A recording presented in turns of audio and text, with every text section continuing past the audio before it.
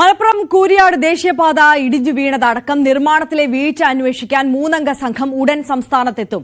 Delhi IIT professor KR റാവുവിന്റെ നേതൃത്വത്തിലാണ് സമിതി. കൂരിയാട്ടെ നിർമ്മാണ വീഴ്ചയിൽ കരാർ കമ്പനിയായ KNR കൺസ്ട്രക്ഷൻസിനെ ഡീബാർ ചെയ്തിരുന്നു. അതേസമയം കൂരിയാട് മേൽപ്പാലം വേണമെന്ന ആവശ്യം ശക്തമാക്കുകയാണ് പ്രതിപക്ഷ സംഘടനകൾ. നിർമ്മാണ അപാകതയിൽ ദേശീയപാത അതോറിറ്റി ഇന്ന് ഹൈക്കോടതിയിൽ റിപ്പോർട്ട് സമർപ്പിക്കും. CV അനുമോദ് മലപ്പുറത്ത് നിന്നും നവമി ദിനേശ് കൊച്ചിയിൽ നിന്നും നമുക്കൊപ്പം ചേരുകയാണ്. ആദ്യം CV അനുമോദിലേക്കാണ് പോകുന്നത്. അനുമോദ്, നേരത്തെയൊക്കെ നമ്മൾ സൂചിപ്പിച്ചതുപോലെ തന്നെ വല്ലാത്തൊരു ദുരവസ്ഥയിലാണ് അവിടുത്തെ കൂരിയാട്ടെ ജനത ഇപ്പോൾ ഉള്ളത്.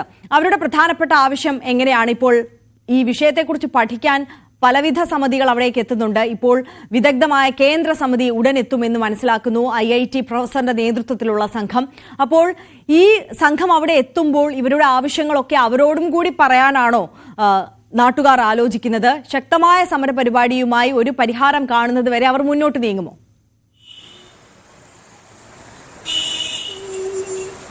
ആര്യ, വലിയ പ്രതിഷേധം തന്നെ കൂരിയാട് കേന്ദ്രീകരിച്ച് നടക്കുന്നുണ്ട്. നമ്മൾ കഴിഞ്ഞ ദിവസങ്ങളെല്ലാം കണ്ടതാണ്. അവിടെ വിദഗ്ധ സമിതി എത്തിയപ്പോൾ അവരെ നേരിൽ കാണാനും സംസാരിക്കാനും അവിടുത്തെ പ്രാദേശിക നേതാക്കളും അതേപോലെ സമരക്കാരെ ശ്രമിക്കുകയും, പക്ഷേ അതിന് അവർ സമയം കൊടുക്കാത്തതിൽ അവരുടെ വാഹനം തടഞ്ഞ് പ്രതിഷേധിക്കുന്ന ഒരു സാഹചര്യം വരെ നമ്മൾ കണ്ടതാണ്.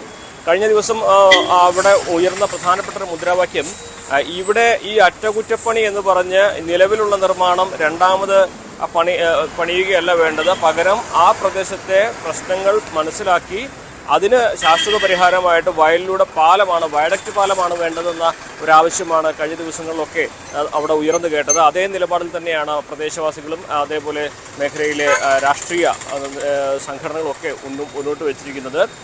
അവിടെ ഈ വിദഗ്ധ സമിതി നിർദ്ദേശിക്കുന്ന നടപടിയാകും ഇനി തുടർ നടപടിയായിട്ട് കൈക്കൊള്ളുക എന്ന് NHA ഒക്കെ നേരത്തെ തന്നെ വ്യക്തമാക്കിയ സാഹചര്യമുണ്ട്. പക്ഷേ അവിടെ മറ്റൊന്നും വിദഗ്ധ സമിതി ഇപ്പോൾ അവിടെ വയഡക്റ്റ് പാലം വേണ്ട, നിലവിലുള്ള പ്രതലം ബലപ്പെടുത്തി രണ്ടാമത് നിർമ്മിക്കാനാണ് നിർദ്ദേശിക്കുന്നതെങ്കിൽ അത് അംഗീകരിക്കാൻ കഴിയുകയില്ല എന്നുവരെ ഈ ഒരു പ്രാദേശികമായിട്ടുള്ള പ്രതിഷേധക്കാർ ഉന്നയിക്കുന്നുണ്ട്. അപ്പോൾ നിലവിൽ കൂടുതൽ ഉന്നതർ വിദഗ്ധരൊക്കെ അവിടെ സന്ദർശിച്ച് വിഷയത്തെക്കുറിച്ച് ആധികാരികമായിട്ട് മനസ്സിലാക്കുന്നുണ്ട്. ഇന്നിപ്പോൾ ഡൽഹി IITയുടെ സംഘം എത്തുമെന്ന വിവരമുണ്ട്. ഇന്ന് എപ്പോഴാണ് എത്തുക, ഇന്നാണോ നാളെയാണോ എന്ന കാര്യത്തിലൊക്കെ ഒരു സ്ഥിരീകരണം വരാനുണ്ട്. കാരണം ഇതുവരേക്കും അവരുടെ സന്ദർശന സമയം വ്യക്തമായിട്ടില്ല. എന്നിരുന്നാൽ തന്നെയും കഴിഞ്ഞ ദിവസം NHA നിർദ്ദേശിച്ച വിദഗ്ധ സംഘം അവിടെ എത്തി ആ പ്രദേശത്തിൻ്റെ മണ്ണ് ഭൂമിക്കിടയിലുള്ള മണ്ണ് തെന്നി മാറിയതാണ് ഈ അപകടത്തിന് വഴിയൊരുക്കിയതെന്ന് പ്രാഥമിക റിപ്പോർട്ട് നൽകിയിരുന്നു. അതിൽ ഈ റോഡ് നിർമ്മിച്ചതിൽ കരാർ കമ്പനിക്ക് വീഴ്ച വന്നതായിട്ടുള്ള പരാമർശങ്ങളായിരുന്നു. അതാണ് നിതിൻ ഗഡ്കരി കഴിഞ്ഞ ദിവസം ഈ കരാർ കമ്പനി ഡീബാർ ചെയ്യുന്നതിൻ്റെ ഒരു കാരണമായിട്ട് ഉന്നയിക്കുന്നത്. അവിടെ മുന്നൊരുക്കം, ആ റോഡ് നിർമ്മിക്കുന്നതിൽ ആ പ്രദേശം ബലപ്പെടുത്തുന്നതിന് വേണ്ട മുന്നൊരുക്കം അവിടെ നടത്തിയിട്ടില്ല എന്ന് പ്രാഥമിക ഘട്ടത്തിനെ തുടർന്നാണ് ഈ നടപടിയെന്നാണ് അദ്ദേഹം വിശദീകരിച്ചത്. സ്വാഭാവികമായിട്ടും ഇനിയുള്ള വിദഗ്ധ സമിതികൾ സമർപ്പിക്കുന്ന റിപ്പോർട്ടുകളും വളരെ പ്രധാനപ്പെട്ടതാണ്. പക്ഷേ അവിടെ ഈ ഒരു മേഖലയിൽ ശാശ്വതമായിട്ട് പരിഹാരത്തിന് ഈ വയലിലൂടെയുള്ള റോഡ് ഒഴിവാക്കി പകരം പാലം പണിഞ്ഞ് അവിടെ ആ ഒരു പ്രശ്നം ശാശ്വത പരിഹാരം. അതെ, വയഡക്റ്റ് പാലം വേണമെന്നുള്ളതാണ് ആ നാട്ടുകാരുടെ ആവശ്യം. അവിടുത്തെ ഭൂപ്രകൃതിക്ക് അനുയോജ്യമായത് അങ്ങനെ തന്നെയാണ്. പക്ഷെ അതിപ്പോൾ ഈ ഘട്ടത്തിലല്ല തീരുമാനിക്കേണ്ടിയിരുന്നതും ആലോചിക്കേണ്ടിയിരുന്നതും എന്ന് നമുക്കറിയാവുന്ന കാര്യമാണ്. ഇത് ഡിസൈൻ ചെയ്യുമ്പോൾ മുതൽ അത്തരത്തിലുള്ള ആലോചന വേണമായിരുന്നു. എന്തായാലും ആ ഘട്ടത്തിൽ പാളിച്ചകൾ സംഭവിച്ചിട്ടുണ്ട്. കേന്ദ്ര ഏജൻസികൾ ഇത്തരത്തിൽ നാഷണൽ ഹൈവേ അതോറിറ്റി അടക്കം ഈ ഡിസൈനിങ്ങിനടക്കം പുറത്തുനിന്നുള്ള മറ്റ് സംസ്ഥാനങ്ങളിലെ സ്വകാര്യ ഏജൻസികളെയാണ് ഏൽപ്പിച്ചത്. അവർ ഇവിടെ എത്തി വേണ്ട വിധത്തിലുള്ള പഠനം നടത്തിയിട്ടില്ല എന്നുള്ളത് വാസ്തവമാണ്. പക്ഷേ ഈ സാഹചര്യത്തിലൊക്കെയും സംസ്ഥാന സർക്കാരിന് ഇടപെടാൻ കഴിയുന്ന ഒരുപാട് അവസരങ്ങൾ ഉണ്ടായിരുന്നു. പക്ഷെ അവിടെയൊന്നും കൃത്യമായി ഇടപെട്ടില്ല. ഈ നാഷണൽ ഹൈവേ എത്രയും പെട്ടെന്ന് പൂർത്തീകരിക്കുക എന്നൊരു ലക്ഷ്യം മാത്രമായിരുന്നു സംസ്ഥാന സർക്കാരിന് മുന്നിലുണ്ടായിരുന്നത്. അതിനപ്പുറം പ്രാദേശികമായ ജനങ്ങളുടെ വികാരമോ അല്ലെങ്കിൽ ഭൂഘടനയോ ഒന്നും മനസ്സിലാക്കി നൽകാനോ ഏത് തരത്തിൽ ഈ ഇവിടുത്തെ പ്രവർത്തനങ്ങൾ നടത്തണമെന്ന് നിർദ്ദേശങ്ങൾ മുന്നോട്ട് വെക്കാനോ പ്രവൃത്തി വിലയിരുത്താനോ ഒന്നും സംസ്ഥാന സർക്കാർ മുന്നോട്ട് വന്നിട്ടില്ല. ഇപ്പോഴിതാ ഈ പ്രശ്നങ്ങൾ വന്ന ഘട്ടത്തിൽ കൈകെട്ടി മാറി നിൽക്കുകയാണ്. ഞങ്ങളുടെ ഉത്തരവാദിത്തമല്ല എന്നുള്ളത് പറഞ്ഞുകൊണ്ട് സംസ്ഥാന സർക്കാരിനോട് ആ പ്രദേശവാസികളുടെ ഒരു സമീപനം എങ്ങനെയാണ്? ഈ നിരുത്തരവാദപരമായിട്ടുള്ള സമീപനത്തിൽ ഏത് തരത്തിലാണ് അവർ പ്രതിഷേധം രേഖപ്പെടുത്തുന്നത്? അനുമോദ്. ആര്യ, ആ മുതൽ ക്ഷ വരെ ദേശീയപാത കേന്ദ്ര സർക്കാരിൻ്റെ ആണെന്ന് കഴിഞ്ഞ ദിവസം മുഖ്യമന്ത്രി പ്രഖ്യാപിച്ചിരുന്നു, അല്ലെങ്കിൽ അദ്ദേഹത്തിന്റെ അഭിപ്രായമായിട്ട് പറഞ്ഞിരുന്നു. ഇത് ഉത്തരവാദിത്തങ്ങളിൽ നിന്നുള്ള കൈകഴുകലാണ് എന്ന വിലയിരുത്തലാണ് അല്ലെങ്കിൽ അഭിപ്രായമാണ് പൊതുവെ ഈ മേഖലയിൽ ഉയരുന്നത്.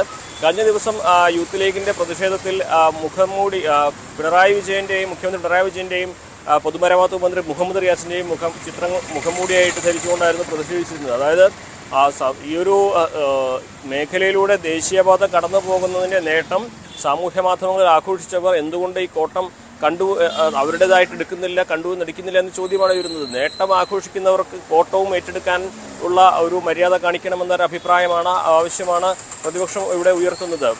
UDF നേരിട്ട് ഈ ഒരു സമരത്തിലേക്ക് എന്ന് കടക്കുമെന്ന ചോദ്യത്തിന് വിദഗ്ധ സമിതി റിപ്പോർട്ട് വന്നതിന് ശേഷം തുടർ നടപടി അറിഞ്ഞതിന് ശേഷം ആണ് അത്തരത്തിൽ കടക്കുക എന്നത്. പക്ഷേ ഇതിനോടൊപ്പം തന്നെ യൂത്ത് കോൺഗ്രസും യൂത്ത് ലീഗും ഒക്കെ പ്രതിഷേധങ്ങളുമായിട്ട് ഇറങ്ങിക്കഴിഞ്ഞിരിക്കുന്നു. സ്വാഭാവികമായിട്ടും സംസ്ഥാന സർക്കാരിനെതിരെ ഇതൊരു വലിയ ആയുധമായിട്ട് വരും ദിവസങ്ങളിൽ ഇത് UDF ഉപയോഗിക്കുമെന്ന കാര്യത്തിൽ യാതൊരു സംശയവുമില്ല. കാരണം നിർദ്ദിഷ്ട സമയപരിധിക്ക് അപ്പുറത്തേക്ക് ദേശീയപാതയുടെ നിർമ്മാണം ഇനി നീളാൻ പോവുകയാണ്.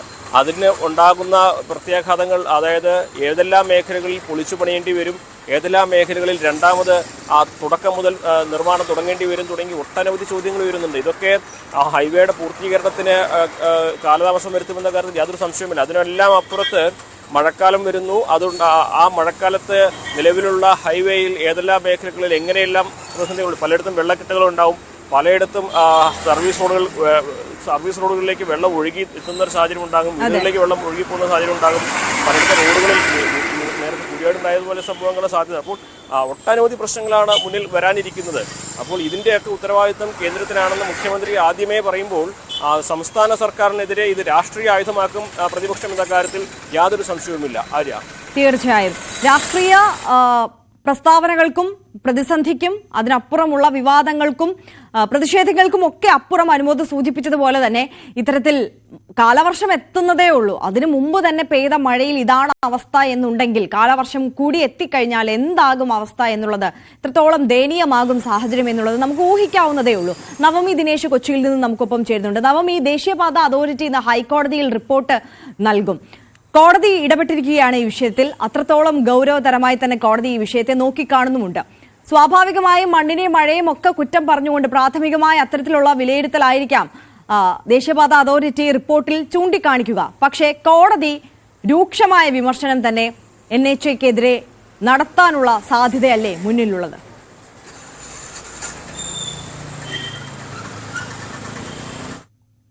ബെഞ്ച് ഈ ഹർജി പരിഗണിക്കുക. ഈ വിഷയത്തിൽ ഒരു വിശദീകരണം നേരത്തെ തന്നെ ആവശ്യപ്പെട്ടിരുന്നു.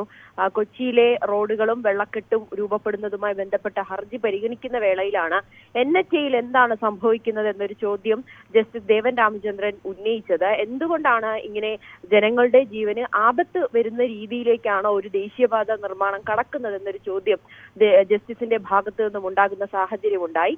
എന്താണ് അവിടെ സംഭവിച്ചതെന്ന് വിശദമായ ഒരു റിപ്പോർട്ട് സമർപ്പിക്കാനാണ്, വിശദീകരണം നൽകുവാനാണ് NHAയോട് ആവശ്യപ്പെട്ടിരിക്കുന്നത്. എന്തായാലും ഇന്ന് നൽകുന്ന റിപ്പോർട്ടിൽ പ്രധാനമായും അവിടെ എന്താണ് സംഭവിച്ചതെന്നുള്ളൊരു വിശദീകരണം ഉണ്ടാകും. ആര്യ സൂചിപ്പിച്ചതുപോലെ തന്നെ ഈ കാലാവസ്ഥയുടെ പ്രതികൂലമായുള്ള ഒരു കാലാവസ്ഥയാണ് ഇങ്ങനെ സംഭവത്തിന് കാരണം. ഈ കോൺട്രാക്ടർക്കെതിരെ നടപടി എടുത്തിട്ടുണ്ട്, കരാറുകാരെ സസ്പെൻഡ് ചെയ്തിട്ടുണ്ട്. അങ്ങനെയുള്ള വിശദീകരണമായിരിക്കും NHA നൽകുക. അതോടൊപ്പം ഒരു വിദഗ്ധ സമിതിയെ രൂപീകരിച്ചിട്ടുണ്ട്.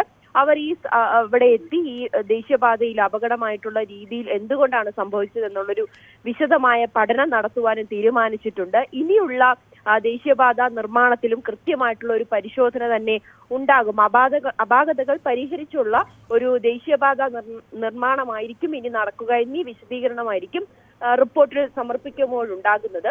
എന്തായാലും കോടതിയുടെ ഭാഗത്തു നിന്നും വലിയ വിമർശനം ഉണ്ടാകാനുള്ള ഒരു സാഹചര്യമുണ്ട്. കാരണം നമുക്കറിയാം ജസ്റ്റിസ് ദേവൻ രാമചന്ദ്രൻ അദ്ദേഹം ഇത്തരത്തിലുള്ള കാര്യങ്ങളിലൊക്കെ കൃത്യമായി ഇടപെട്ട് സർക്കാരിനെ അല്ലെങ്കിൽ ഇതിന്റെ ആരാണോ ഇതിന് ഉത്തരവാദി അവർക്കെതിരെ ശക്തമായിട്ടുള്ള നിലപാടും അല്ലെങ്കിൽ വിമർശനമൊക്കെ ഉന്നയിക്കുന്ന ഒരു ബെഞ്ച് കൂടിയാണ് ജസ്റ്റിസിന്റേത്. ആ ഒരു സാഹചര്യത്തിൽ NHAയ്ക്കും രൂക്ഷ വിമർശനം ഉണ്ടാകാനുള്ള ഒരു സാഹചര്യവും നമുക്ക് തള്ളിക്കളയാൻ കഴിയില്ല.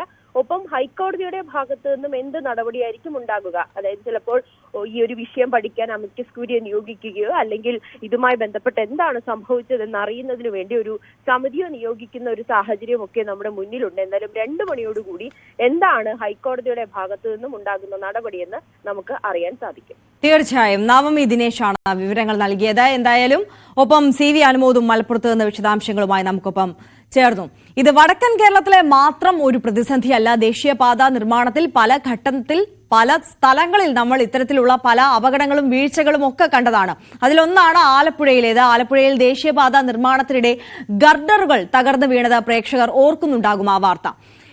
ഇത്തരത്തിൽ തകർന്നു വീണപ്പോൾ സ്വതന്ത്ര ഏജൻസി അന്വേഷിക്കുമെന്നാണ് സംസ്ഥാന സർക്കാർ അന്ന് പ്രഖ്യാപിച്ചത്. ആ പ്രഖ്യാപനം പക്ഷേ പാഴ്വാക്കായി മാറി എന്നുള്ളതാണ് യാഥാർത്ഥ്യം.